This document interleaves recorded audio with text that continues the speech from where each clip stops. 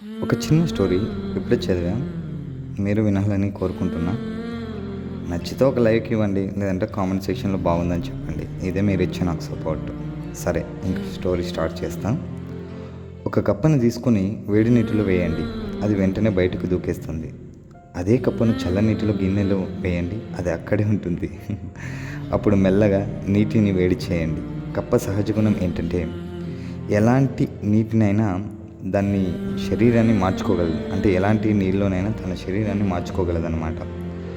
అలాగే ఆ వేడి చేసేటప్పుడు అది అలా అడ్జస్ట్ అవుతూ అవుతూ నీళ్ళలో చనిపోవడం జరిగింది. కప్ప అందులో ఉండిపోయినందువల్ల చనిపోలేదు. ఎందుకు? అది ఏ టైంలో రావాలో తెలియక చనిపోయింది. అలాగే మన జీవితంలో కూడా అడ్జస్ట్ అవుతూ బ్రతకండి. ఏంటి,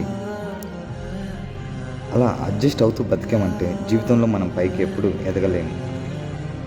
ఎదుటివాడికి మనల్ని మానసికంగా, శారీరకంగా, ఆర్థికంగా హింసించే అవకాశం మనమే ఇచ్చినట్లు అవుతుంది. భరించాలి, కానీ ఎప్పటి వరకు? మనకు భరించే సమయం, మనకు ఓర్పు ఉన్నంత వరకు.